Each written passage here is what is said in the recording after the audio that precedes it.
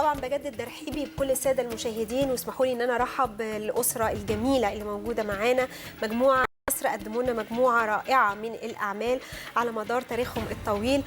طبعا في المقدمه ارحب بضيفنا اللي منورنا النهارده في استوديو دراما النجم القدير محمود ياسين. اهلا يا فندم، وكل سنه وحضرتك طيب. وانتم طيبين وبخير، والساده المشاهدين. ميرسي يا فندم. كمان المنتج المتميز دائما دكتور عادل حسني، اللي دايما بيقدم لنا اعمال متميزه سينما وتلفزيون. اشكرك.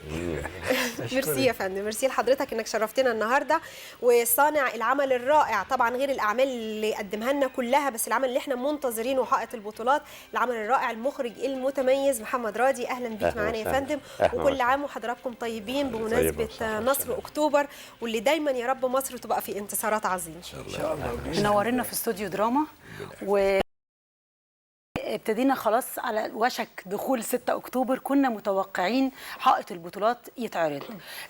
احنا عارفين ان هو اتمنع فترة طويلة قوي، لكن حضرتك كنت معانا مرة في استوديو دراما وقلت لنا قريب ان شاء الله هيتعرض. قرينا النهارده في الجرايد ان هو ممكن يتعرض على اواخر اكتوبر. نعرف بقى الحقيقة ايه ونشوف بقى هيتعرض امتى، لان كلنا مستنيينه.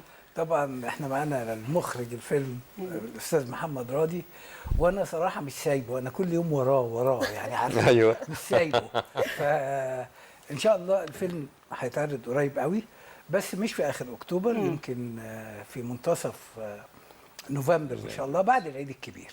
لان الفيلم ده مش فيلم عيد، الفيلم ده فيلم تاريخي، 50 من ايام السادات، لان ده ناصر 56 بيدي فكرة كبيرة عن ناصر، أيام السادات بيدي فكرة كبيرة عن السادات، إنما ده بيجمع التاريخ بتاع مصر كله بما فيها جمال عبد الناصر وأنور السادات والزعماء كلهم. مرحلة في المرحلة دهيت. يعني الفيلم بيبتدي بنكسة 67 اللي هي أول مشهد فيه نكسة 67، والجنود والضباط راجعين في الصحراء، وبالرغم من هذا ان اسرائيل مش سايباهم. وبينتهي اخر مشهد فيه بوضع العلم المصري على الضفه الشرقيه، وجولدا مائير بتقول هكذا احترقت اسرائيل يديان. طبعا مش عارف ده الختام. دي نهايه الفيلم. ده نهايه الفيلم. حلو ده الفيلم على ده. يعني ده واخد فتره من نكسه الى انتصار. وهو ده يعني احنا بنعتبره ده فعلا الكرامه بتاعت مصر. يوم الكرامه الحقيقي لمصر، اللي هو ومش مصر بس، مصر والامه العربيه، لان في عده دول عربيه اشتركت معانا في هذا الانتصار، كل بدوره. والاهم من كده وكده طبعا الفنان الكبير اللي قام بدور حائط البطولات او صاحب فهو ده اللي قام بدوره، اللي هو يعتبر بطل الفيلم، لان بطل الفيلم هو الدفاع الجوي. حائط البطولات ده معايا عن الدفاع الجوي. وكان طبعا ده معروف ان هو الفريق محمد علي فهمي اللي قام بدوره النجم محمود ياسين، صديقي ربنا يبارك فيك، ورئيسي في الجمعيه، رئيسي.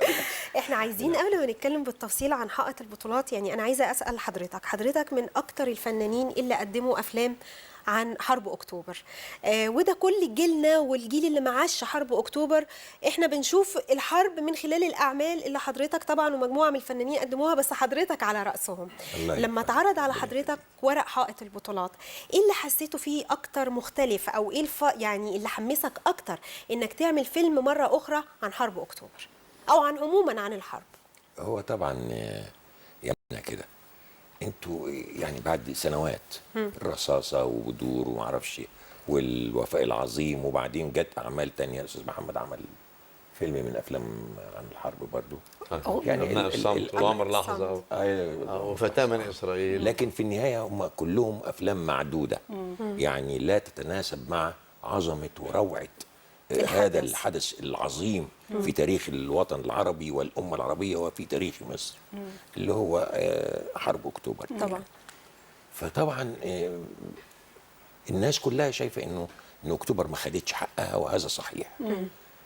لما بقى في فترة كده يعني المسائل التمعت وكبرت عند الدكتور عائل ذكي ومنتج كبير وكده، فابتدى يشوف مع الاستاذ راضي وهم في بينهم يعني فهم كبير قوي في مساله السينما على وجه التحديد. فشافوا انه ابتدوا يفكروا فيهم فكره حائط البطولات، وابتدى المشروع واستمر، وكان دايما في طموحات لهذا المشروع من حيث المساحه، من حيث نوعيه الموضوعات اللي بتشكل الكيان الاكبر لفيلم حائط البطولات. فطبعا خد منهم جهد مع الكتابه، والكاتب كان من الناس برضو هو ثالثهم، كانوا يعني من البدايه بيفكروا مع بعض كلهم الثلاثه، وابتدت الاسره بتاعت الفيلم تكبر الى ان تشكل فيلم احنا فعلا استمتعنا به الى اقصى درجات الاستمتاع. واتمنى ان شاء الله الساده المشاهدين يعني يجدوا هذه المتعه اللي احنا يعني استشعرناها. ولكن الزمن كان يعني باعد بيننا وبين اننا نشوف النتيجه النهائيه مع الساده المشاهدين اللي هم بيبقوا الحكم الموضوعي والرؤيه الصائبه الدقيقه، بخاصه في فيلم عن التاريخ العظيم لحرب عظيمه زي حرب اكتوبر وما قبلها وما بعدها. يعني الروايه دي كنا عايزين تروح للناس وتتشاف وتطلع للنور، وطال معنا الزمن، لكن هم كانوا بيشتغلوا. والحمد لله اخيرا يعني سمعنا انه الفيلم خلاص هنشوف هيتعرض ان شاء الله. احنا عمرنا ما فقدنا الامل في عرض الفيلم طبعا، بالرغم ان الفيلم اتمنع وقعدت انا ومحمد اقول له مش هنوقف ابدا، احنا هنكمل الفيلم. هل صحيح انه اتمنع بسبب الشخصيه اللي بيقدمها النجم محمود ياسين؟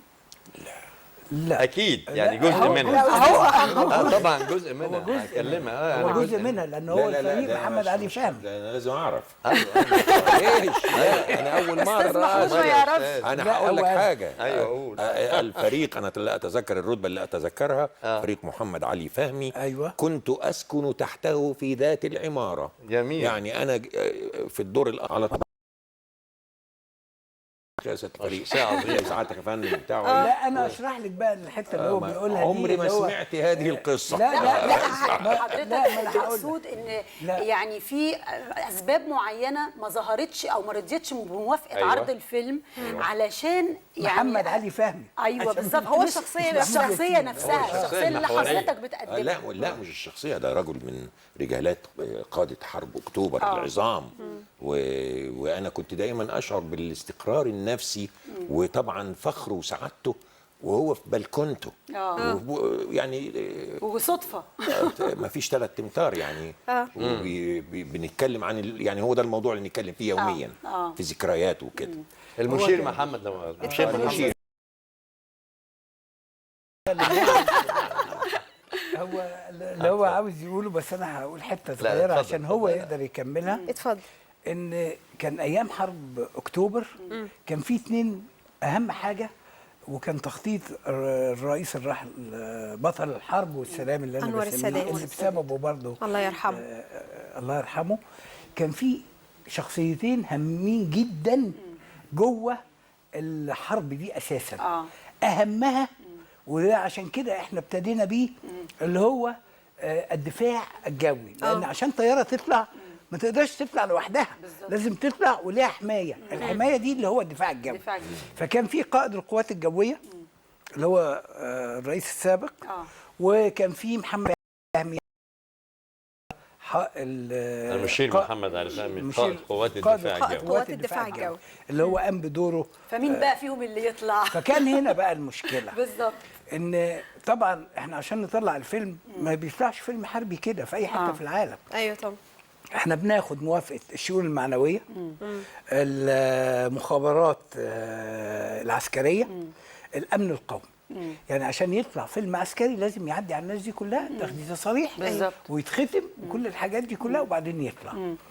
طبعا بما ان في دول ده فيهم ثقه، فطبعا الفيلم اخذ من واحد معين كده ضربه عشان توصل للرئيس، فوصلت للرئيس ان مش هو بطل الحرب والسلام، بل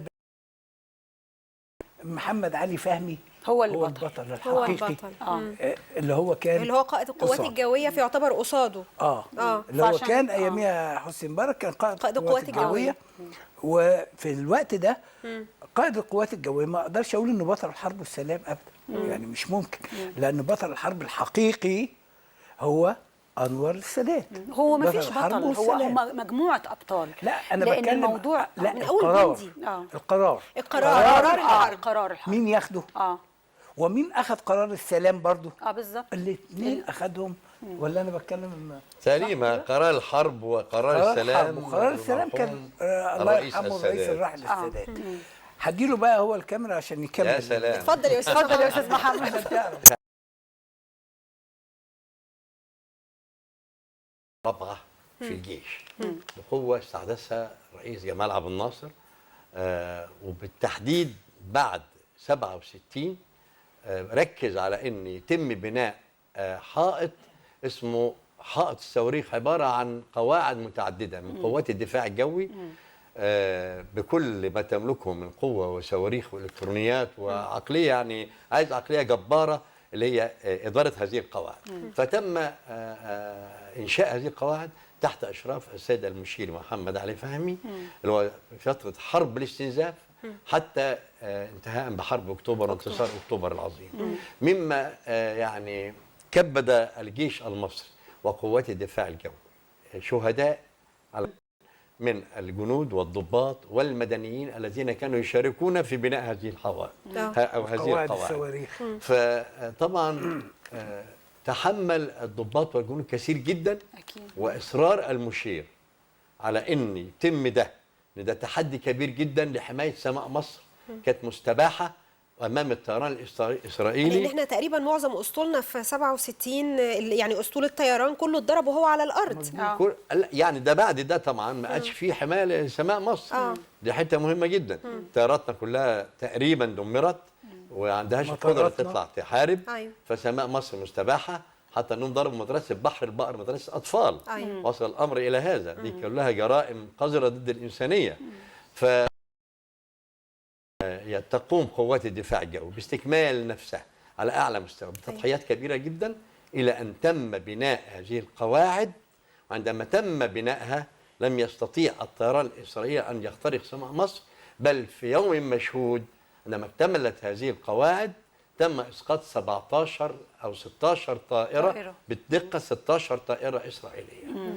سمي هذا اليوم بيوم قوات الدفاع الجوي، وامتنعت إسرائيل تماما عن أنها تخترق سماء مصر.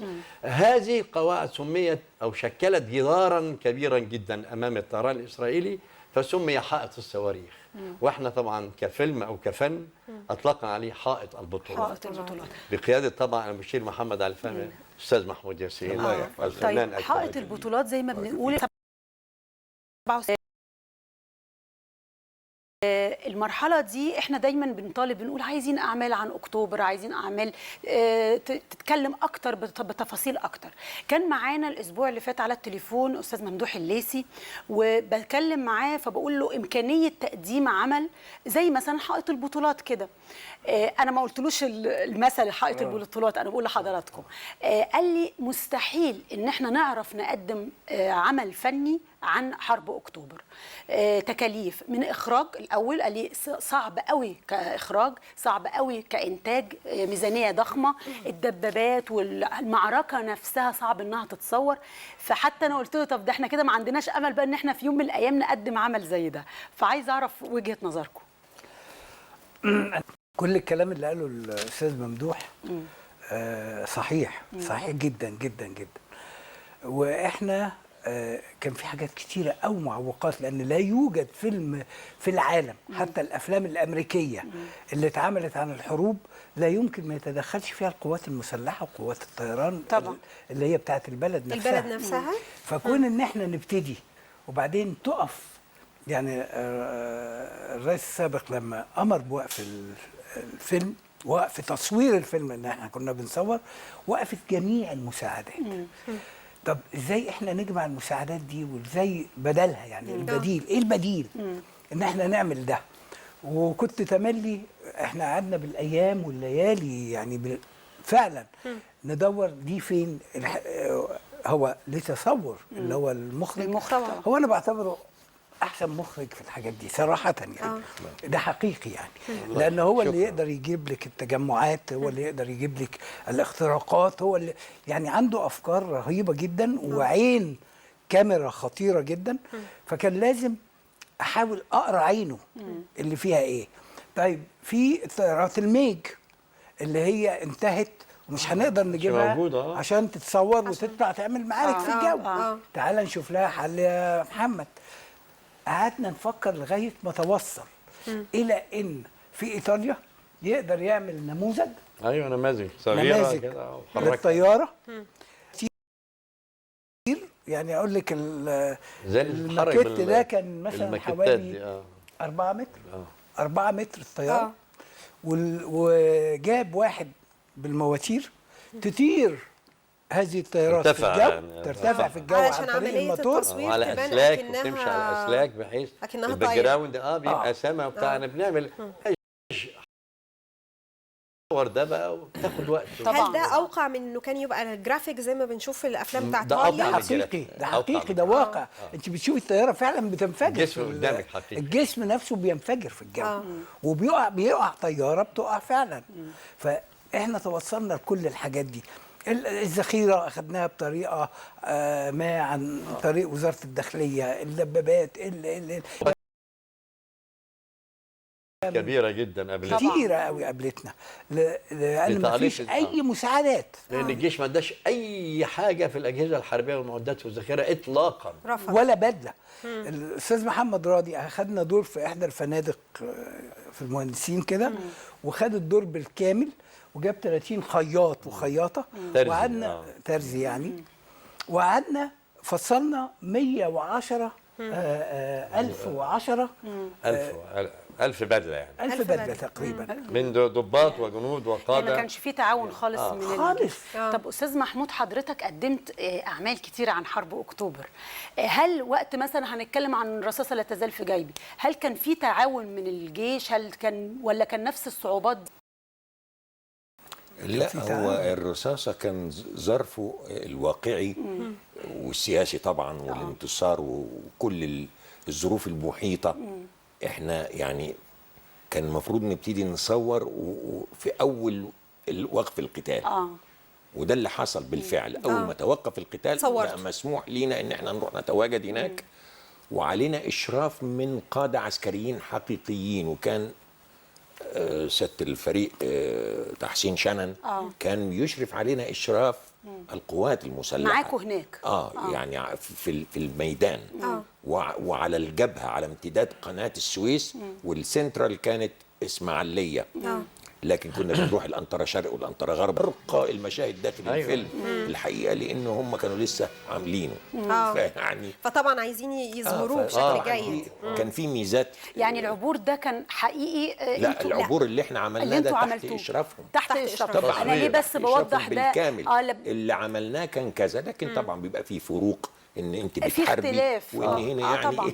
طبعا. اصل انا ليه بوضح دي يا استاذ محمود، لان هنا في الاستوديو في اكتر من حد بدون ذكر اسماء بقى بيتكلم ان مثلا، فجبنا على سبيل المثال رصاصه لا تزال في جيبي.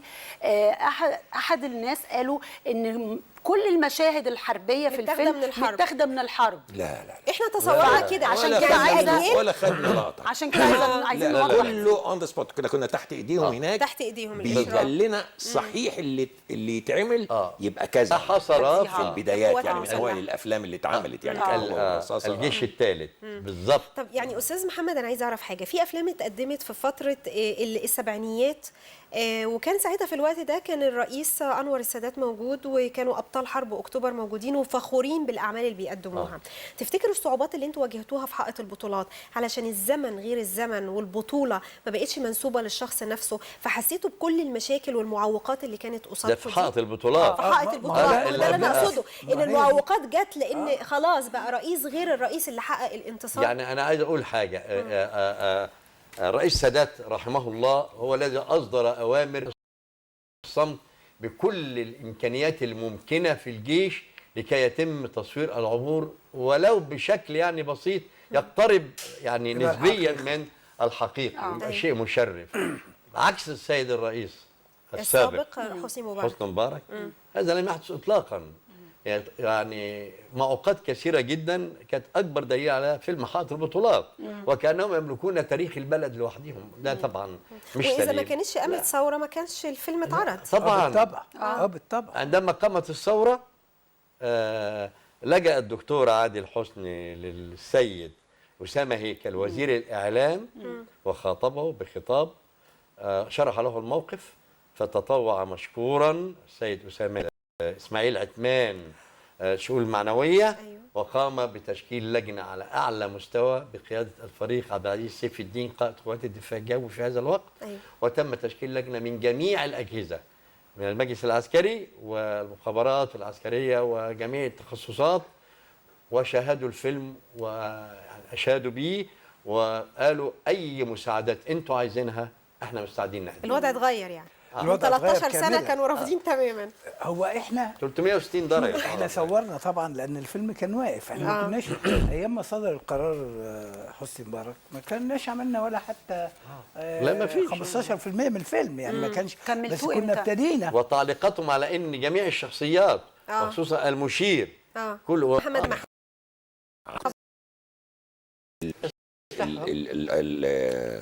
ارض المعارك اختلفت. انتهت. كل شيء والاسلحه اختلف. يعني كهنه. الاسلحه اتغيرت. أيوه. موديلاتها بتتغير. فكان في مآزق كتيره لازم تراعى في فيلم حائط البطولات. طبعاً. كأنك بتبتدي عمل جديد تماما ملوش علاقه بالظبط. بكل ما يعني سبق. بكل ما لازم سبق تكون طبعاً. صح. بناء على كلام الاستاذ صعوباته محمود بتبقى أكبر. تم بناء غرفه العمليات كامله كاملة. مظبوط. كامله. لدرجه انهم استغربوا. قالوا معقوله انتوا اللي عاملين الاستاذ محمود بقى كان هو العمليات دي؟ القياده في غرفه العمليات بيقود المعارك كلها والحرب كلها. من حجره يعني مشهد عمليات طبعاً، طبيعيه مشهد. حقيقيه.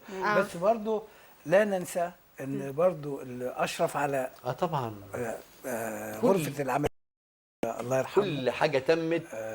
جميع النواحي العسكريه تم توثيقها بقياده المشير محمد علي فهمي. كل المعارك وكل المواقف كسيناريو راجعها تماما ووثقها تماما. هو فبتبقى كلها مجموعة حقائق ما فيهاش ولا 1% ممكن لا، لا، تبقى لا، لا، خطأ. كلها لما حقائق. لما كان يعني هو عارف نفسه ان في هنا في حته هنا انا بس لازم املاها.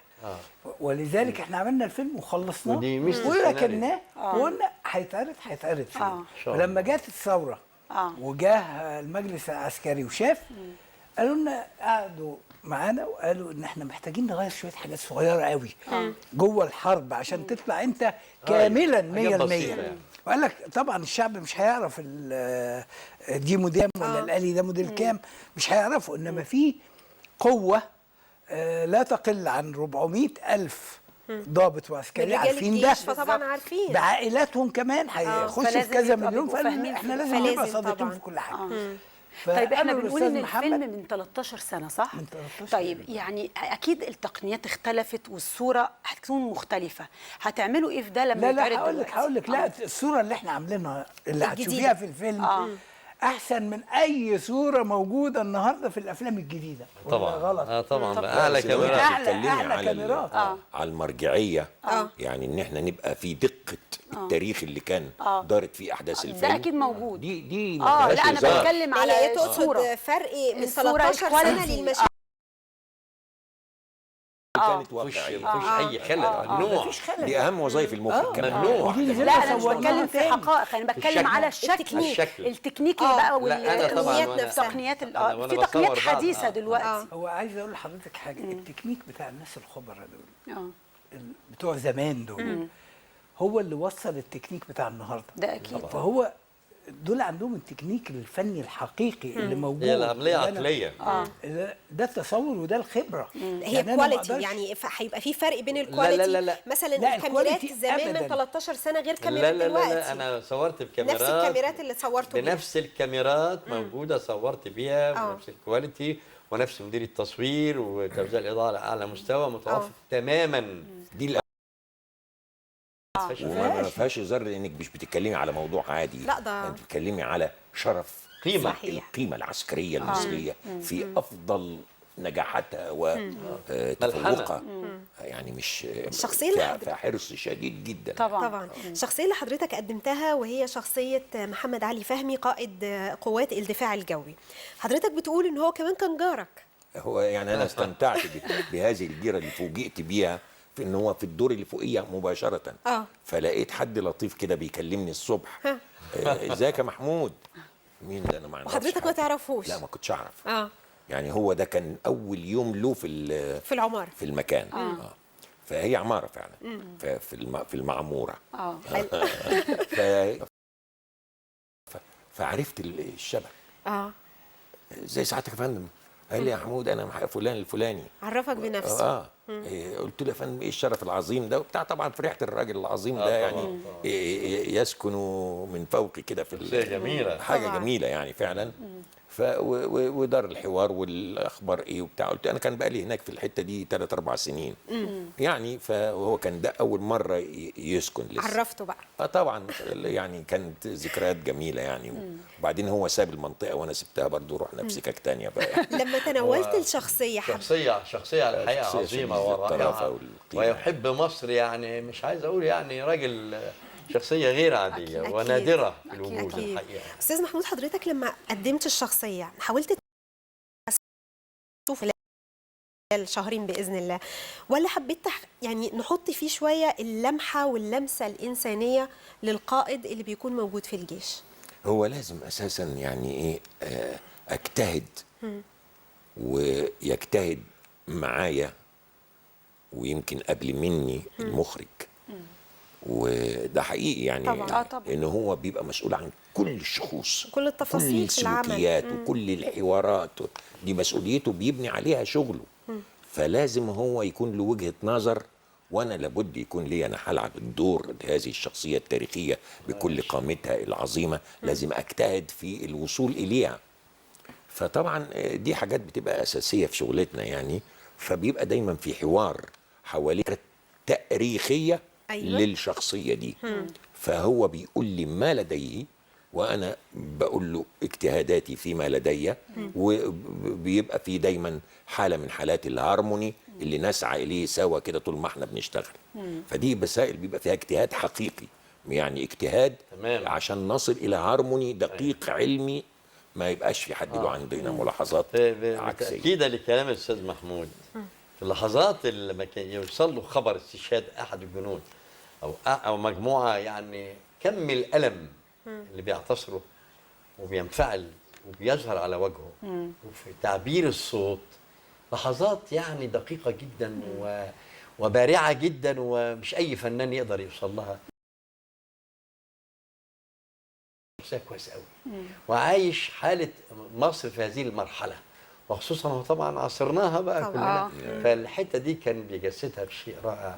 لما كان يروح يزور الجنود في المستشفى المصابين، يا مواقف انسانيه رائعه فعلا. استاذ محمود الحقيقه وصل ليها بقدر عالي جدا من التعبير. شوقتونا ان احنا نشوف الفيلم ان شاء الله. لا وفيها حاجات كبيره جدا، ولو ان يعني في حاجات جات لنا. الفيلم كان متصور الحقيقه فوق ال3 ساعات. يعني طبعا احنا لما عملنا الفيلم فيلم حربي يعني وخلصناه وحطينا الفيلم قدامنا وقعدنا، طبعا ما فيش حد شاف الفيلم خالص للعلم.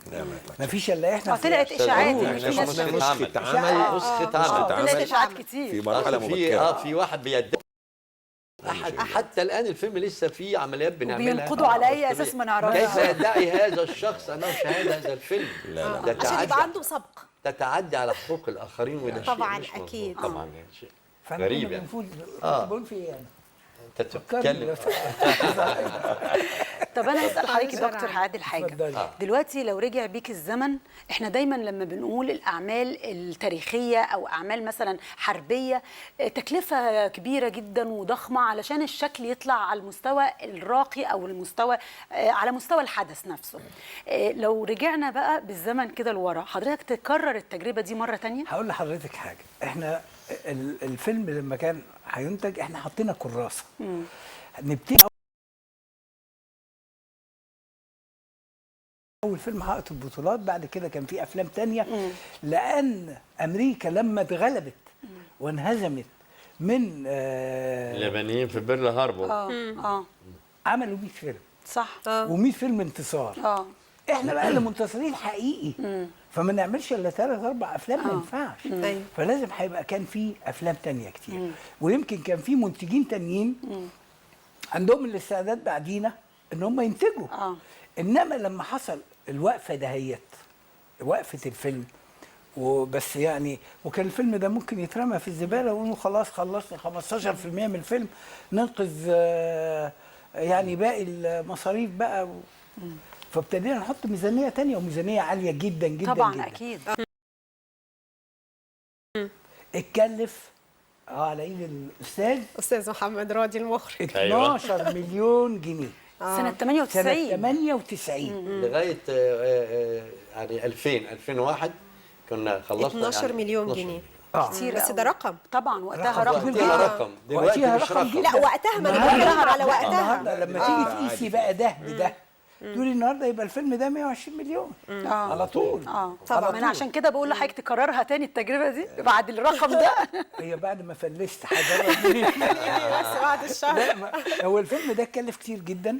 وبعدين كان الرئيس السابق يعني الناس كل المنتجين عرفوا حكايه الفيلم، اتوقف الفيلم وبالرغم من كده كملناه وعملناه وقلنا كل حاجه هتتعمل. طب ليه حضرتك دخلت ب 15% في فيلم وخسرت جزء من فلوسي؟ ايه اللي يخليني اكمل تاني وانا عارف انه ممكن ما يتذاعش؟ لا انا عندي عمري ما فقدت الامل ان الفيلم ده ما يتذاعش. ده فيلم للوطن. الفنان هو عمر للاسف يعني اخر حاجه يفكر فيها الا ان بس يبقى اتليست يبقى عايز يخرج سليم.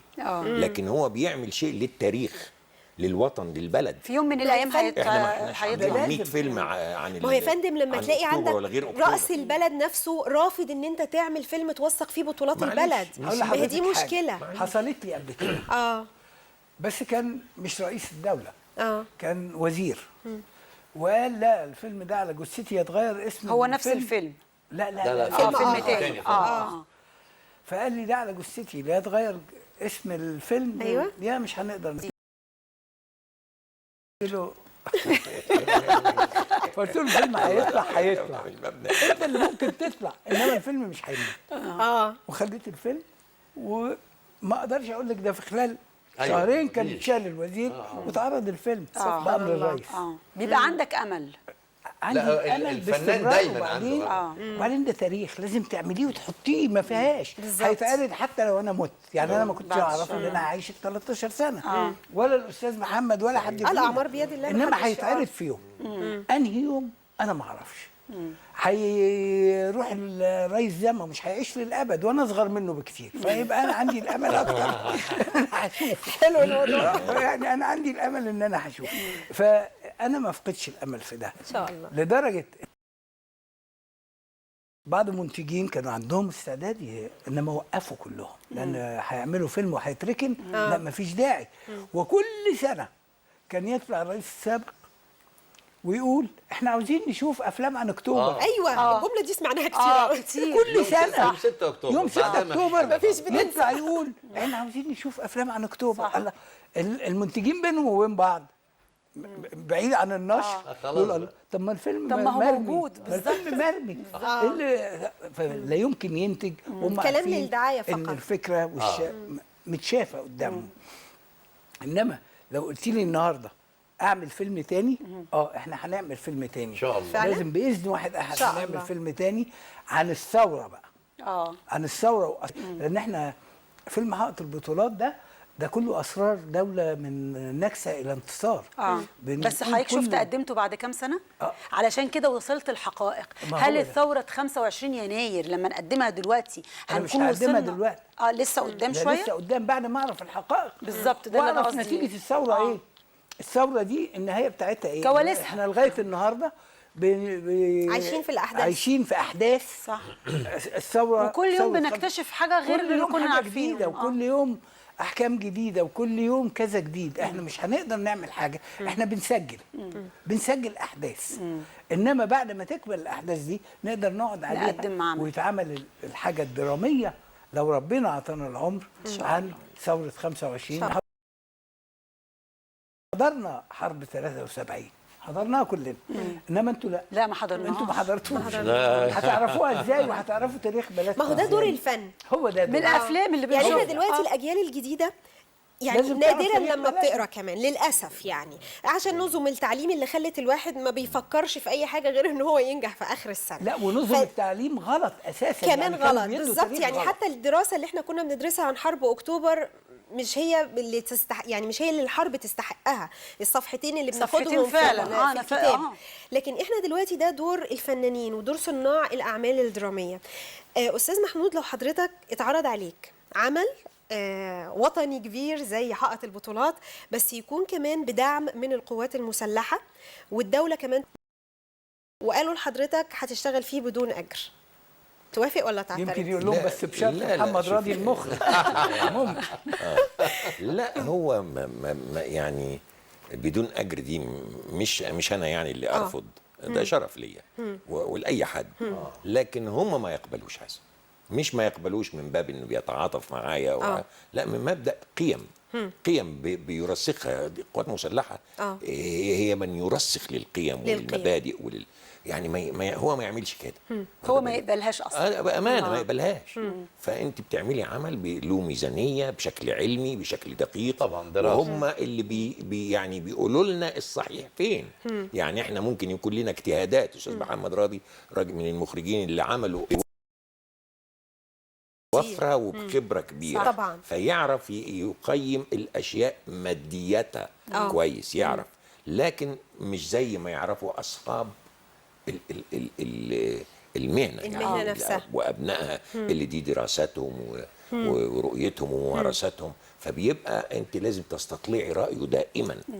وهو بقى ما يفكرش في حكايه. لكن لو قال محمود انت هتعمل ده، اقول له يا فندم على طول. مش كده ولا ايه؟ طبعا. لان ده الوطن والناس اللي دفعوا حياتهم وارواحهم من اجل هذا الوطن وعملوا لنا النصره الكبيره الجباره اللي احنا بنفخر بها الدنيا. طبعا. اللي كنا محتاجينها كشعب وكأمة وكوطن. يعني اقل شيء ان الواحد يعني طبعا يستجيب بدون ادنى تفكير. بس ده مصر يعني محتاجه افلام. وده مش كتيرة كلام جداً يعني، عن ده أكتوبر. اي انسان مصري يقولوا احسن مني كمان. مش يعني ايه رايكم نروح مع المشاهدين ونشوف عاملين تقرير عن افلام اكتوبر ونرجع مره ثانيه نكمل حوار. اتفضل.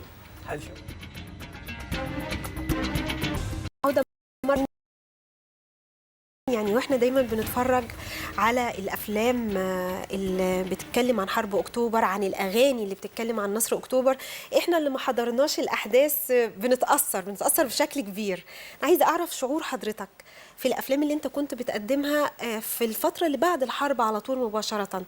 كان ايه احساسك بعيدا عن انك النجم محمود ياسين الممثل اللي بيقدم الدور في الفيلم؟ لا هو ما كانش ساعتها النجم بتاع. انا اصلا من الناس اللي ما احبش فكره النجماكه. بس حضرتك اصلك نجم من اول ما طلعت. ما اعترفش انا بالكلام ده. عمري ده يعني حضرتك قبل تدخل الاستوديو عمالين نتكلم عن المعجبات من ساعه ما نحن لا نزرع أعيش الشوك كفنان واتعامل مع القضيه الابداعيه دي كفنان مش كنجم. نجم يتكلم صراحه. طب خلينا كفنان قدير وحضرتك كفنان. كفنان ولا قدير كبير قوي فاعتز بيه يعني. انما النجمكه والكلام ده انا ما احبوش. طب عمري ما حبيته. وفتى الشاشه الاول لسنين طويله برضو لا. اي مشروع له قيمه مش بس في السينما. طبعا. النجوميه والهجايز دي ما بحبهاش. فيعني انما احنا كنا التجربه عايشينها في الواقع. الظروف كلها، الحرب كلها عايشينها لحظه بلحظه. وفي فترات ما قبل بدايه الاحداث مصر كلها كانت بتتهيأ للحظه للحرب. مناسبه يقوم فيها هذا الصراع الكبير. وكنا دايما يعني بنتوقع البدايه من هناك. لكن على استعداد في كل لحظه للرد السريع. يعني مصر كلها كانت متهيئه لهذا. فما فيش انسان مصري ما كانش عايش هذا التهيؤ وهذه الحاله اللي مسيطره عليه. ان كنا عايزين نثأر ل 67 طبعا. معلش. ولكل اللحظات القاسيه اللي مرينا فيها على الامتداد الجبهه الكبيره جدا. وقضايانا يعني مع العدو الصهيوني المسائل دي كلها شغلانه، ونفسنا في السينما نعمل شيء يقترب بمصداقيه عاليه من هذه القضايا المصيريه التاريخيه اللي كل انسان مصري وعربي عايشها. الشخصية. وبعدين انت قاعد في السينما كده بتتفرج على الفيلم، شفت نفسك ايه هنا؟ انت الشخصية دي ولا انت شفت نفسك حاجة تانية انت كنت بتعمل بروحك بتقمصك للشخصية؟ هي كانت بتختلف من عمل لآخر. يعني مثلا في الرصاصة أنا بعمل الفتى المتعلم اللي تخرج في دراسته الجامعية واللي بيأدي خدمة القوات المسلحة كمجند التجنيد وعايش هذه التجربة. أنا كنت في ذاك الزمن يعني عايش هذه التجربة. أنا كنت يعني كبورسعيدي ده في حياتي الخبرات دي. لما جيت القاهرة هنا كنت أسكن وحدي، وكان يعني أعرف بورسعيدية كتير ما كنتش أعرفهم إلا في البيت عندي. جم عندك فيجي للبورسعيدي بقى خميس بلديات وجمعه مش هيروح وهو مجند في الجيش ومش هيتلطم بقى في البحث عن فشفتهم عن قرب فيقولوا له تعالى بس روح عند محمود ياسين ده بلدياتنا وبتاع فيكون صاحبي يعني فيجيب صاحبه اللي مجند فيبقى الخميس والجمعه دول عندي وتصبح صداقه. يعني فعلا كانت تجربه لان كان عندنا الاحساس ده ان دول اللي هم موجودين على الجبهه معاك يعني كان بيبقوا اللي اوجدهم على الجبهه والجبهه مرحبه بيهم قوي. انا بقى في الاوضتين بتوعي دول مش عارف ارحب بيهم. لا هو لازم يعني بجد يعني. فكان ده كان نصيبي كبير قوي من ابناء بورسعيد اللي بييجوا مع وليهم وييجوا يقعدوا معايا. كنت ببقى فرحان بيهم وبقينا اصحاب بقى. واكيد يعني بتعرف منهم قصص كتير برضو. بنعرف كل حاجه لان هم كلهم برضو يعني نعرف بعض. احنا عندنا في البلد المدن الصغيره الناس كلها تعرف بعضيها. يعني اشوف الله ده انا شفته فين قبل كده، ده انا شفته في بورسعيد في شارع كذا. فيعني بعرفه. فاصل اقول لك انه دي حاجات في تجربه الواحد بيستفيد منها. وبعدين احنا عايشين باستمرار في ظرف الحرب واللي ممكن ظروف صعبة في أي وقت ممكن تنشب هذه المعارك وهذه الحروب. فكنا كلنا مهيئين لهذا.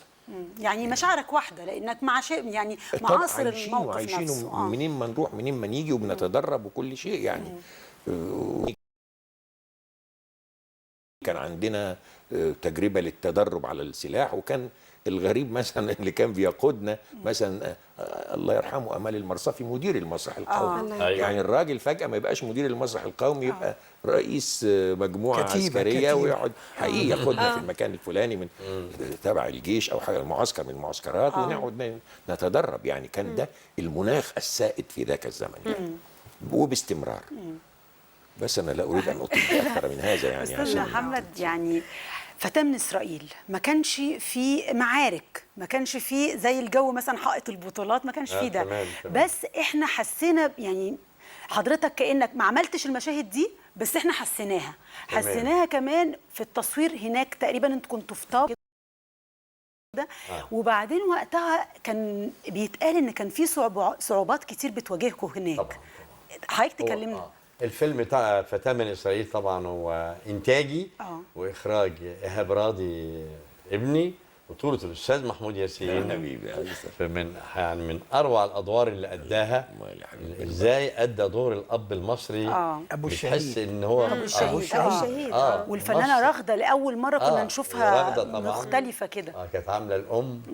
ومحمود هو كان يعني هو الأرضية الكبيرة من الفيلم كله هو التقل الحقيقي من الفيلم. الله يخليك يا أب المصري ده حقيقي اللي قدر يعني عايز يحافظ على مصر وأرض مصر. ده كان أول فيلم لابن الأستاذ كان أول فيلم لإيهاب.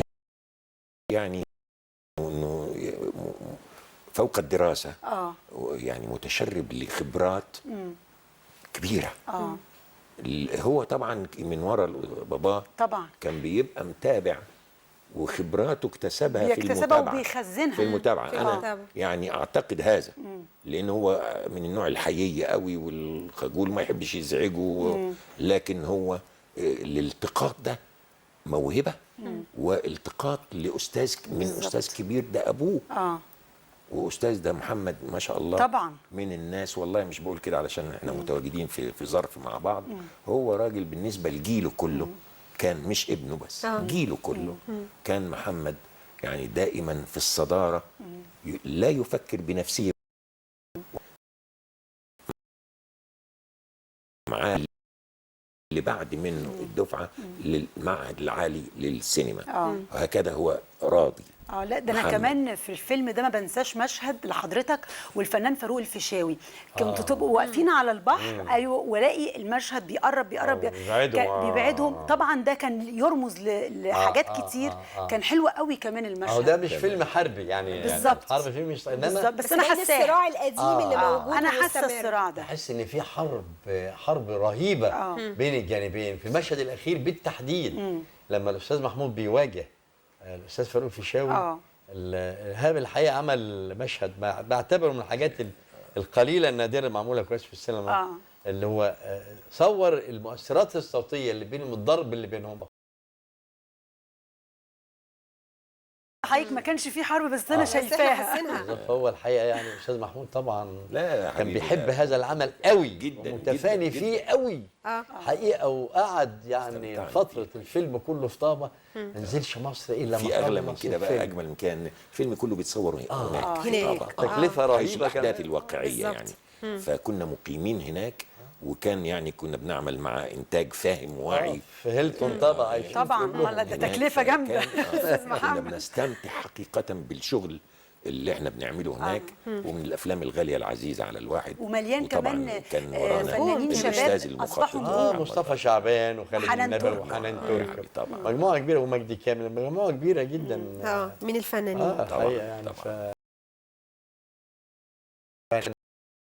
في الوجود مصر دي الدنيا، وطبعا ما فيش بعدها ولا قبلها. يا رب الله يبارك دايما، فيك يا يا رب حبيبي. يا رب. كلام من القلب. اكيد والله اكيد من القلب. طبعا حلو. دكتور. هو بيقولها انا ببص في وشه. لا هو كان أنا في ببص الفيلم في بيكلمك لا هو تعبيرات صادق، عشان بيكلمك كده عن اعماله فيلم بتطلع ابنه، بالصدق. وهو محمد راضي المخرج الكبير ده ملوش دعوه. هو كل ما علاقته بالفيلم كمخرج ده بجواه بس. بس ما ساعدتوش في حاجه. لا ممنوع. لا لا منتج حقيقي بس. لأن لا التاني اتواجد راجل في مات. مكان التصوير. لا ابنه بسم أصلاً. الله ما شاء الله لا هناك أتواجد. يعني. وله شخصيته وكده، واول فيلم بيعمله الراجل، فيعني ايه لو فيلم تقيل هما وصعب. الاتنين يعني ايه. باسم محمد هو اللي بيخطط للانتاج، يعني بيخطط للفلوس، لا بيخطط لحركه الفيلم بالظبط. الدقيقه الابداعيه. يعني ازاي الناس اللي بتشتغل بالفن جوه الفيلم اللي اولهم المخرج هو يعمل له افضل الظروف عشان ما يعملوش مشاكل. طبعا. ده طبعا تماما.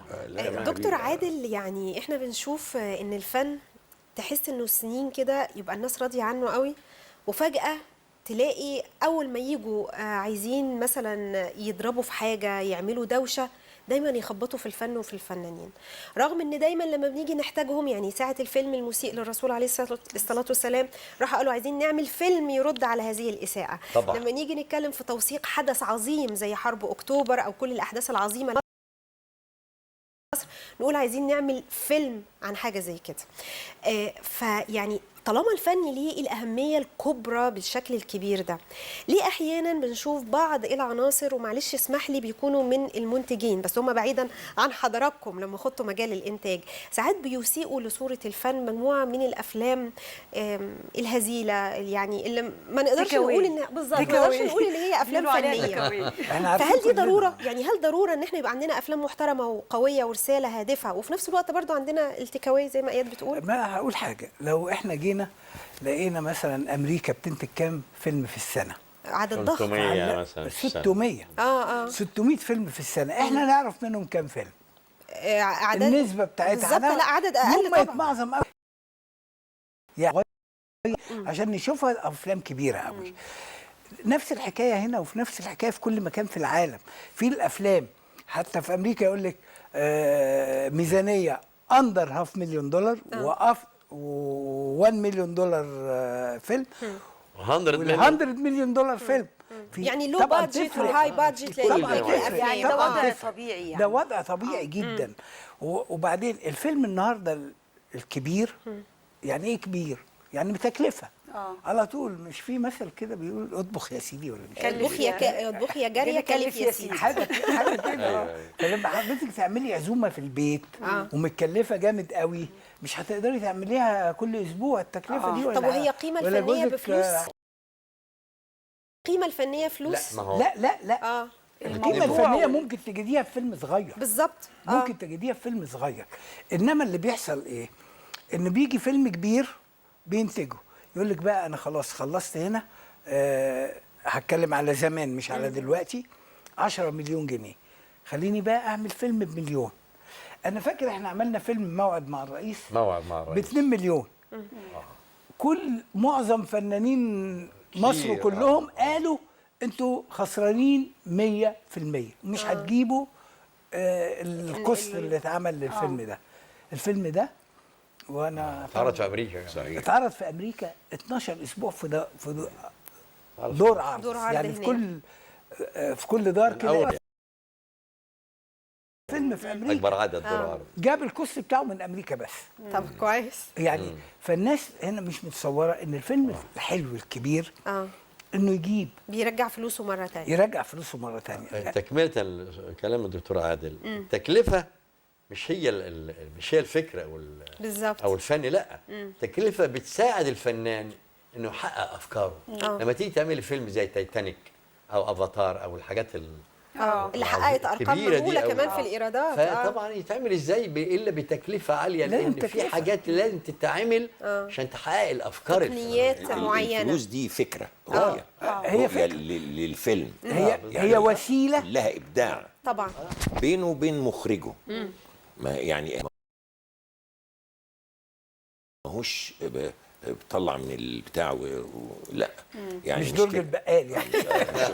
لا هو لما نيجي لسؤالك، لان سؤالك حلو فعلا وصعب، لازم. وكان المنتجين عندنا يمكن الحقيقه يعني، وبتكلم قدام 2 زملاء، انا ما كانش ليا في الحته دي. انما في كان يقول لك ايه، احنا هنعمل راس لسه، يجيب فيلم كبير واعمل معاه فيلم 3 أفلام صغيرين، وبعدين يقول لك اللي ياخد ده ياخد الاربعه مع بعض كتوزيع. فلازم ياخد الاربعه عشان ده يعوض في ده. لان الفيلم الصغير ممكن جدا انه يكسب اكتر من الكبير. هي ليها حسبه كده مش عارفينها احنا. دي حسبه منتجين. انا ما اعرفهاش شخصيا كمان. يعني زمان يعني ايام ما كانت السينما سينما حقيقي، كان التذكره بجنيه وب2 جنيه.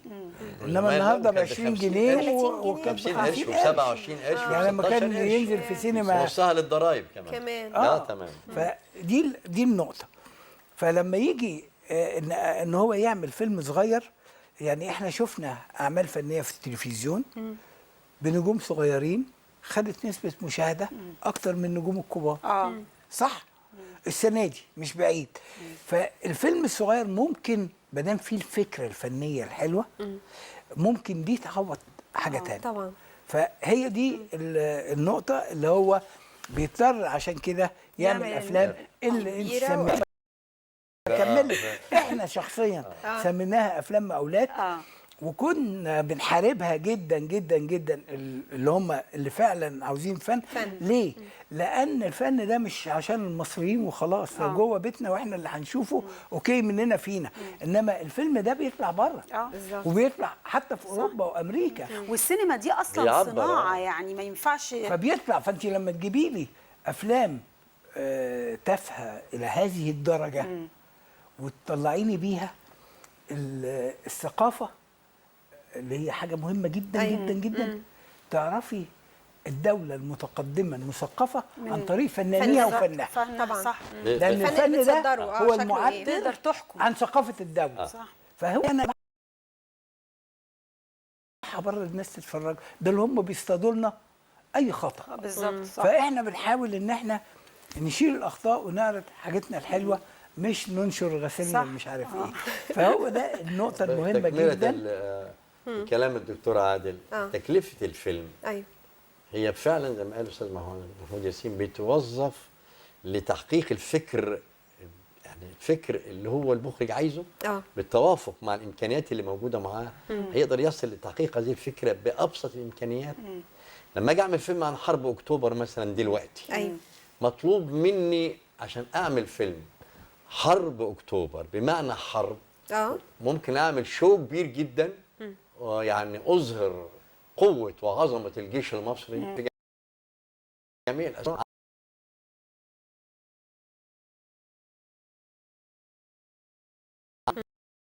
وتطلع فكره عظيمه جدا. وضع الخطه مثلا. لا يعني افكار عن الحرب والاثر الحرب، واعمل فكره كده طبعا تبقى فكره عبقريه، ان كل الحرب تنعكس على الانسان في اي مكان وزمان، سواء في البيت او في العمل او من خلال مثلا اسره قاعده في بيت والحرب بتدور في بره. فممكن تعملي ده وممكن تعملي ده، صح. عشان تظهري مدى قوه وعظمه الجيش المصري لابد ان تقومي بعمل شو ضخم جدا او استعراض ضخم جدا، يبقى فيلم حربي بقى في الوقت ده جميع خلاص حرب بقى. انساني، دراما انسانيه ملحميه عن زي حرب مثلا طروادة كده. أيوة. تعملي فيلم زي حرب طروادة او حرب ال100 يوم، شفتي بقى مجموعه من الافلام. شفتي مثال حرب طروادة ده طروادة. مثلا، او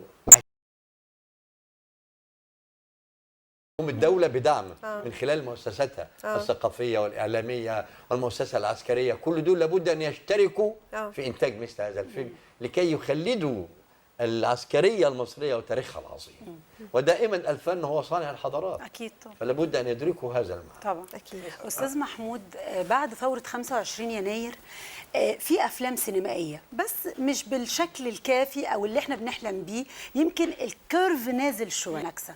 هل بعد فترات، بغض النظر انا مش بقارن ثوره 25 يناير بده، بس يعني لما بيبقى في ازمه في البلد، هل فعلا السينما بيبقى فيها مشكله بتتوقف، بيحصل مش النشاط السينمائي اللي احنا متعودين عليه؟ اشكرك جدا. يعني السينما مش بتمر بمشكله، مشكله صغيره. السينما بتمر بمشكله موات، قتل ودفن وتخلص منها. السينما لا احد ينشغل لها او بها، ولا احد يرعاها. والدوله جت من فتره لا تقل عن 7-8 شهور وقالت تسويقا، يعني توزيع داخلي وخارجي وفيديو وانترنت، ولا ليه علاقه بدور العرض ولا التصدير. كمان. السينما ملهاش علاقه بهذا.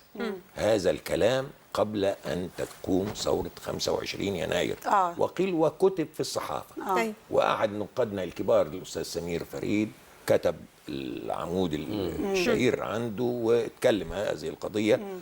وده كان من الموضوعات اللي يعني فعلا كانت مثيره للغضب لدى الواحد، لانه كان شيء يعني انا اعتبرته تخلف شديد نصاب به على ايدي ناس، انا اسف اقول ان هم ما فيش الوعي الكافي. ده كان قبل الثوره، ده قبل ما قبل الثوره. أيوة. لكن لم يكتب، ولما سمير فريد كتب عنه كان بعد الثوره. بعد الثوره.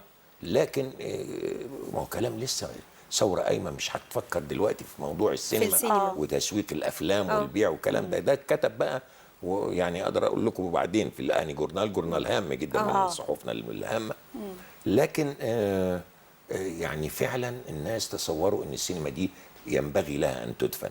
السينما اللي كانت بتعمل من 70 فيلم صاعدا الى 100 فيلم و120 و130 فيلم 110. ايوه انا بقول لك ارقام. حضرتك بتعمل كام فيلم في السنه؟ لا سيبك معلش من دي عشان ما ندخلهاش. انا كنت بعمل كتير. يعني ما شاء الله. ببساطه كده اقول لك مش اقل من 7 افلام. ادي مخرجين في صناعه السينما المصريه من اكثر من جيل، من الجيل بتاع الاستاذ صلاح ابو سيف الى جيل الاستاذ محمد راضي. يعني فعلا من كل الاجيال اشتغلت معاهم، مع الناس اللي يتقنون ابداعا للفيلم السينمائي المصري. ما كنتش بشتغل الا مع الهامين. كان حظي كده، مش انا يعني دعبس، لا يعني كان حظي اني انا بعمل اهم الافلام. هم كانوا بيبحثوا عن فنان قضيه. لا حقيقي اكيد عشان كده الافلام عايشه لدلوقتي. فده ليس غرورا، ولكن هذه كانت حقيقه ربنا سبحانه وتعالى اهلني لها يعني. فكانت الحمد لله ما اقدرش. انا عندي 174 فيلم كلها افلام اضرب لها تعظيم سلام واحترمها. ما شاء الله. مش انا اللي بعملها، انا عنصر جوه الفيلم. المخرج بيعمل الفيلم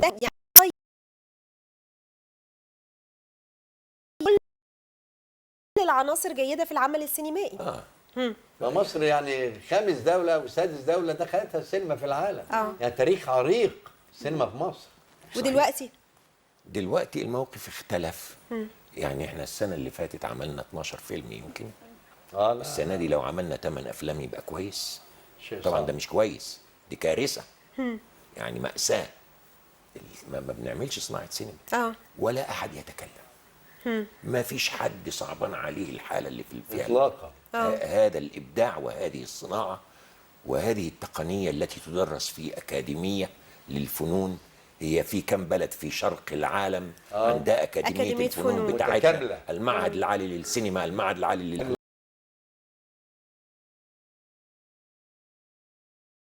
النقد الفني، أكاديمية حقيقية على أرقى المستويات، مع تحفظنا لبعض السلبيات اللي موجودة. طبيعي. ما بنقولش لا، طبيعي. لكن مفيش هذه حاجة حقيقة كاملة. لأكاديمية علمية كبيرة للغاية. ومع ذلك للأسف المنتج قليل للغاية، لا يليق بتاريخ صناعة وإبداع السينما. تجاوز القرن من الزمان وعقدين أو ثلاثة. عقول هي كنوز. هل ده معقول؟ هل ده معقول؟ ومحدش واخد باله، ولا حد بيتكلم، ولا حد بيقول حاجه ابدا. لا، في ناس واخده بالها بس مطنشه. والله ما حد بيقول حاجه ابدا. تسمحي لي اقول لك حاجه مطنشين يمكن. حاجه مهمه قوي قوي قوي قوي، اللي هو نرجع بيها الى الخلف. يعني مش هقول كتير. نرجع بيها 30. تروحي الجزائر، تروحي تونس، تروحي الدول دي بيتكلموا كلهم فرنساوي. ايوه. تعالي بقى انت كمصريه تتكلمي معاهم يكلموكي مصري. مصري. من ايه؟ من اتعلموها افلامنا. ازاي؟ من السينما والثقافه من الفن. المصريه، لان الثقافه المصريه والسينما المصريه كانت هي النظره الاولى لايا كان في الدول العربيه او في الامه العربيه وافريقيا. فكانوا يخشوا الفيلم يحفظوا الكلام. فطلعت اللغه العاميه المصريه. طبعا انا بتكلم عامي مصري مش زيهم، يعني هم مثقفين بيتكلموا لغه عربيه زينا احنا بنتكلم عامي. والله بس لا. زي عامة الشعب. عامة احنا عامة الشعب. احنا الغلابه. السينما فن الشعوب. فهو ده أكثر انتشارا. كل المنطقه بالظبط. في كل الامه العربيه. وده من خلال الفن. وده من خلال السينما المصريه اساسا، لان زمان ما كانش فيه تلفزيون. صح. ايوه السينما. انما كانت السينما هي الاساس، والسينما هي اللي بتعرض، وهي اللي بتروح يتفرجوا عليها في دور العرض عندهم، الى ان دخل التلفزيون فزاد هذا قيمه. صح طبعا. فهي دي مصر. هو ده الفن المصري. هو ده اللي عشان كده احنا الرياده مهما حصل مهما حصل من ايام وزمان وتغيير انما مصر هي هتستمر، هي الرياده الفنيه الحقيقيه اكيد ان شاء الله. اكيد. حلوة خلينا الكلمة نتوقف دي. عند مصر هتستمر باذن الله هي الرياده أيوة. الفنيه، ونروح مع جمهورنا هتستمر. الفاصل. إن يا شاء رب الله. تستمر وتفضل دايما، ونرجع معاكم مره الله. ثانيه. ورجعنا مرة تانية لاستوديو دراما. وأستاذ محمود، استكمالا للكلام اللي كنا بنتكلم فيه عن السينما ووضعها حاليا، مطلوب إيه من الفنانين؟ يعني دور الفنان في موقف زي ده تجاه السينما. يعني الفنان دي حياته. يعني حتى اللي ما اشتغلش فيها حلمه حتى لو كان متربي على خشبة مسرح. وكل الفنانين الأصلاء دول كلهم على تربية خشبة مسارح. المسرح لا، طبعا. تربية مسارح. خريج المعهد العالي للتمثيل. فاهم؟ سينمائي. أيوة. ما فيش فنان ما بيحلمش بهذا. والسينما حكاية كبيرة. يطلع في زمن السينما في أسوأ أحوالها، تكاد تكون غير موجودة حقيقة. ادي واحده خطيره جدا. الحركه المسرحيه انتوا بتسمعوا عن مسرح؟ لا خالص. سيبك من الصيف والشتاء واللي ما اعرفش ايه والكلام. المسرح القومي ما ولا فيش فيش حاجه. لا، ولا دلوقتي في بقت الصيف صيف ولا ولا خالص. المسرح. يعني جينا نشتغل، كان القومي ده حلم من الطفوله. طبعا. المسرح القومي. طبعا. واساتذه عظام وقفوا على خشبته. طبعا. إلى أن جاء يوم إن بقيت أنا بمثل في المسرح القومي أكثر من هذا، بقيت مدير المسرح القومي اللي كان حلم عندي وأنا لسه في البلد، بحلم إن أنا قتلت لدى الناس. ما حدش عنده طموحات، لأنه العناصر العملية الإبداعية في ركود وموات. طب مين المقصر؟ مش مقصر.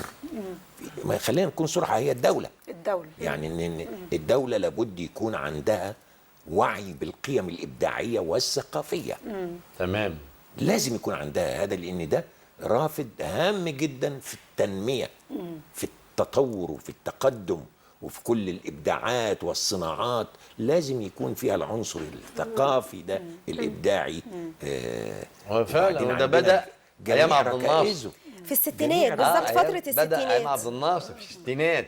كان المسرح اللي بيقول عليه استاذ محمود ياسين ده أزهى وعي في اه وكان مهتم جدا بالفنون ومدرك وعمل قيمة عيد الفنون. ما فيش عمل حد عيد بيسال الفن. الله فين طبعاً. الافلام اللي بتتكلم، كان مدرك لقيمة ما حدش الفنون. ولا كان.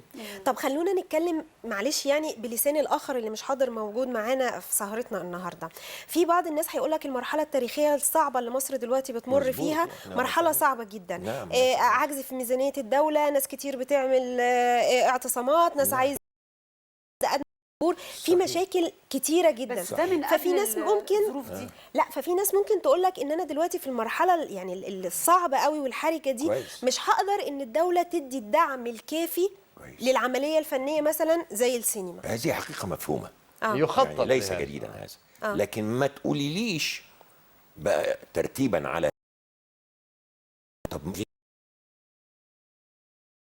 غير ممكن يطلع عدد قليل من الناس يبقى عنده فرصه انه ينتج له فيلم كل سنتين 3 4. ايوه يكونوا مثلا 5 6 يقدروا ينتجوا. مش شركه تنتظم في المساله الانتاجيه وتقدم في كل موسم مثلا فيلم فيلمين. لا، دول موجود منهم ناس بيعملوا الفيلم والفيلمين بس مش 3. دول بيعملوا بالكتير قوي من 7 إلى 8 أفلام في السنة. ما يقدروش يعملوا أكتر من كده. تمام. وبعد كده ما فيش حد تاني بيعمل. ف7 8 افلام ما نقدرش نسمي نفسنا عندنا انتاج سينما. لا مش انتاج. لا انا بقول لك يعني ان مش احنا كم. مصر كانت فيلم. عادل كان من المنتجين اللي مسرح وسينما أيوة وتلفزيون. مظبوط. لا يعني حتى بس انا عايز اقول التلفزيون حاجه برضه مهمه. نفس الشيء. هو في حاجه مهمه قوي. هو احنا بنجيب القصه او الفيلم او المسرحيه او يعني كل المسرحيات اللي احنا عملناها برضو كان لها وعي قومي ولها حاجه جايه من الاساس. طيب. يعني من البلد، من القاعده فعلا، والعادات اللي عندنا والطبائع بتاعتنا والمشاكل بتاعتنا. انا لما اجيب مشكله ممكن احنا دلوقتي عايشين في مشكله انما مش حاسين بيها لان احنا عايشين فيها. لما اجيبها لك بقى على الشاشه اقدر اوريكي المشكله الحقيقيه اللي انت مش حاسه بيها. صح. هتحسي يعالج ازاي. انا ممكن احط المشكله وما احطش العلاج بتاعها لان في ناس تشوف ازاي تتحل وازاي تتعدل او ازاي الحل تتحل. فليها ناسها، ليها مسؤوليها، ليها الشعب نفسه ان هو ممكن يساعد لما يعرف ان هو نفسه المشكله. فيقدر يقول لك الله ده المشكله فينا. فهو يبتدي يفكر انه ازاي يحلها بنفسه. فممكن السينما جدا جدا جدا تخدم البلد نفسها والشعب نفسه والثقافه المصريه نفسها. يعني احنا نخدم زي ما خدمت ثوره يوليو. السينما المصريه ما هي السينما خدمت ثوره يوليو وخدمت بالزبط. الفكر بتاعها لسنين طويله. هو ده. هو بقى هو في ده. تكمله الكلام الدكتور في نقطه مهمه جدا جدا جدا تماما. جميع اجهزه وزاره الثقافه والاعلام غير مهتمه على الاطلاق بالانتاج. لان كل المسؤولين عن الانتاج ما لهمش دعوه بالفن ولا يفكر ولا يهمه انه ينتج عمل فني بقدر ما هو يبقى محافظ على وظيفته. فدي حته هامه جدا بعكس وزارات في العهد عبد الناصر وسادات كانوا اغلبهم فنانين. فنانين يعني مسؤول يعني فنان. السباعي السباعي مجوز الثقافه يعني فاروق حسني مش وكتير موظفين فقط. لا في كتير جدا وزراء فنانين كانوا مهتمين. ودي اعظم عصور كان انتاج في هذه الفتره سواء في المسرح في السينما التلفزيون في كل حاجه الحقيقه. انما دلوقتي لا اطلاقا ما فيش حد.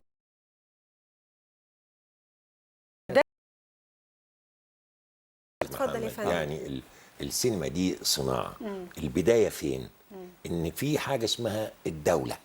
الدوله دي ووزاره الثقافه، ايا كان شكل العلاقه بينهم وبين وزاره الثقافه، لكن هي اللي عندها استوديو مصر تمام. بتاع طلعت حرب، اه 3 4 بلاتو وحاره جباره، تعملي فيلم و2 و10 شوارع خلاص شوارع. استوديو الاهرام نفس النظام، استوديو نحاس. ده احنا لو ما اتكلمناش الا على الثلاث استوديوهات ده. استوديو نحاس ده كبار فناني مصر وسيداته العظيمات لما عايزه تعمل فيلم تقول انا هصور في نحاس، مش هصور غير في نحاس فعلا. وتاخد صح. استوديو نحاس وتصور فيه، لان عارفه له روح معينه وفي أيوة. امكانيات معينه. يروح يعمل سينما هناك مع كل الاحترام والتقدير. هم بتوع فيديو، هذه خبرات جباره علميا وتكنولوجيا وكل شيء. لكن السينما دي كده يعني ايه، نعمل شويه خارجي جوه هناك في المدينه بس مش اكتر من كده. هو مع كل التعظيم والاحترام ما بقولش حاجه على أكيد، مدينه لا الانتاج، طبعاً. لكن السينما لازم تروحي نحاس، تروحي مصر بتاع طلعت حرب واستوديو الاهرام، تعرف تعمل فيلم غير هو واحد ده. من دول هو ده. ما يعرفش يشتغل لا، فيه. لا، لا. يعرف يشتغل في اي حته، لكن هو روحه في الثلاث الحتة دي. هي دي اللي طلعت التاريخ كله. وجنبهم معهد السينما وجنبهم معهد التمثيل وجنبهم، يعني دي حكايه سحر اخر. صح. هي دي الصناعه. وبالتالي يا جماعه النهارده ليه ما فيش حد بيشتغل؟ لانه الشركات التي تملك كل مقدرات صناعه وابداع السينما والآن توقفوا بقالهم مش أقل من 3 4 سنين توقف تام. حتى المواد ما فيش شركة بتشتغل. بتعمل إيه كانت؟ بيجي أنا عايز أنتج فيلم، باخد منهم قرض سلفية. السلفية دي أنا أشتغل بيها، هي بتبقى نسبة جوه الفيلم. هو ضامن فلوسه لأن الفيلم تحت إيده جوه المعامل بتاعته الفيلم. حتى يمكن كان في وقت من الاوقات كان بيشتري لنا الخام، يدوا لنا بالقرض، اليس صحيحا؟ صحيح. حتى الفيلم الخام كل انواع الخامات ايوه كان بيعمل كده، بس ضامن فلوسه لانه يملك دور العرض او هي تحت اشرافه او مؤجره له. فهو من شباك التذاكر من اول يوم في شباك من اول يوم يضمن حقوقه وياخد حقوقه كامله، ويبتدي بعد وياخد عمولته كمان وكل حاجه، حط عموله الدين. ثم بعدين لما بيستوفي كل حقوقه من مال الدوله، مال عام، يرد بعد كده بعد ان يستوفي هذا يبتدي يدي للمنتج حصته اللي هو شارك بيها، اللي هي في 30% 40% يعني 50% ممكن يعني وارد، لكن له حصه يقتضيها، والدوله بتاخد حقها لان كل شيء تحت ايدها. يعني وهي بقى اقول لهم ما تدونا بقى حاجه يا جماعه يعني يا محمود استنى مثلا كده، لان هو اللي بيملك كل شيء. بس دي حاجه لم يقعد وقف ده وده. اخر بس ما هي دلوقتي دور العرض الداعي. سينما صناعه وابداع متوقف طبعا. لان الدوله متوقف لها دور. لما تلاقي التلفزيون مدينه الانتاج وصوت القاهره بيعملوا 50 او 30 او 40 مسلسل اي عدد وما فيش فيلم واحد بيتعمل، شيء صعب جدا جدا جدا، لان اصحاب السينما مش موجودين في اماكنهم. أيوة. وكل اللي شغالين المواقع ما بيفكروش في السينما، ان هم ما لهمش دعوه بالفن. اغلبهم ما لهمش دعوه بالفن. فدي لازم يعاد تصحيح هذه الاوضاع. الفنان هو اللي يقعد في المكان وهو اللي يقول عايزين نعمل كذا كذا كذا.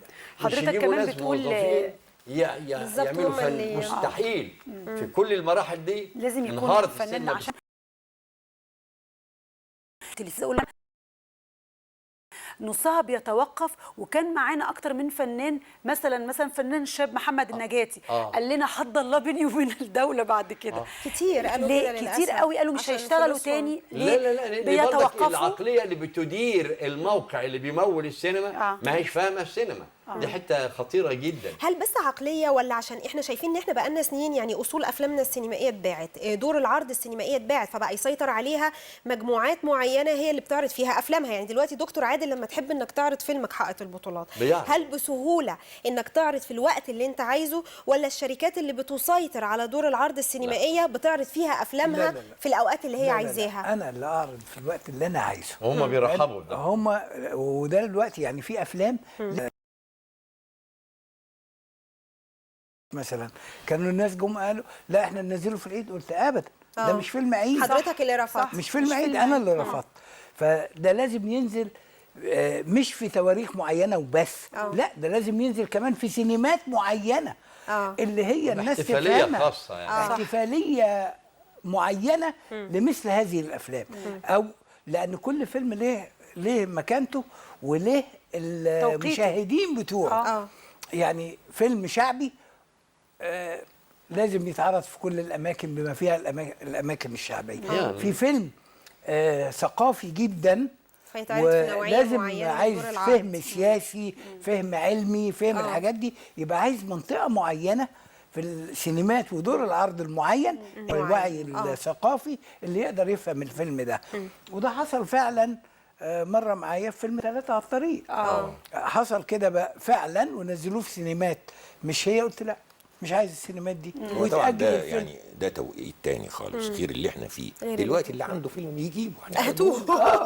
دلوقتي لا انا اقصد ان الموضوع المشكله بادئه من سنين. القطاع الخاص هو اللي كان بينتج دايما وبيعرض دور العرض، كانت ملكه وشركات الانتاج هي اللي بتنتج و الى اخره.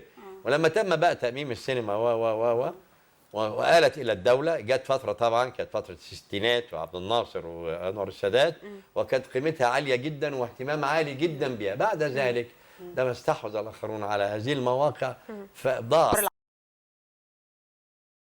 لا لا لا لا السينما. لا بتبقى كارثة. في ناس قالت كده. ده قتل يعني. بتبقى طبعا كارثة. التلفزيون طبعا فرصه طيبه وجميله بس هو جدا فيلم سينمائي. ان الفيلم يتعرض عليها. لا لو نزل في التلفزيون راحت السينما. راحت خلاص السينما. راحت السينما. كسائر ما كده بقاش يعني. فيه. وبعدين يظن بالفيلم انه فيلم يعني لان ضحى بيه وادى للتلفزيون للملايين. وبعدين هو فيلم سينما، يفقد قيمة الفيلم نفسه. هو اسمه فيلم سينما. ومتعه الفرجه في دار يعني العرض. فيلم التلفزيون سينما. ما يحبش يعمل الحكايه دي، يرفضها. خد بالك مش يقول لك دي اسبقيه، لا في لان في الفيلم راح اسمه وراحت امكانياته. في لا العرض وزي ما حضرتك السينمائي. قلت يتخيلوا ان هو فيلم مثلا خلاص. يا هانم هو فيلم سينمائي بالدرجه الاولى، بس فلازم يبقى في دار العرض السينما. لا ان ده فيلم سينما ينزل دور العرض اولا طب يعني لو- وبعدها هو في القنوات في- الفضائيه. محمد لو انت فاكر في عدة افلام يعني التلفزيون انتج مش ما طبعا انتجش كان بينزل. انتاج افلام كان التلفزيون. بينزلها في كانوا السينما. بينزلوا سينما. ايوه تصوري بقى ان هو اما كان ينزل سينما وكان التلفزيون يقول انتاج التلفزيون المصري مفيش ايراد، لان للأسف. كل الجمهور يقول لك طب ما هو جاي لي ما هو بكره، هيتعرض في أيوة، ما التلفزيون هيتعرض بالظبط. بكره، ما إيه انا اللي هشوفه يخليني بكره في أنزل؟ التلفزيون. ايه اللي يخليني اروح؟ واحد هياخد ولاده الاثنين ومراته هيدفع 100 جنيه 4 مثلا. تنفار هيدفعوا لهم 150 جنيه ولا 140 جنيه. هجي لي في الله، البيت طب وليه؟ هتفرج عليه. طب ما جاي لي كمان شهر ولا كمان صحيح. جمعتين اتفرج عليه في التلفزيون. فدي بتاعت افلام، فده اهدار للمال فعلا. وبعدين- يعني طب انا بنتجه سينما ليه؟ ما دام من أنا البداية لا، بنتجه ليه؟ تلفزيون بعد، تلفزيون. بالظبط. طب بنتجه سينما وبعدين ليه؟ ميزه الفيلم كمان في السينما ومعمول في السينما.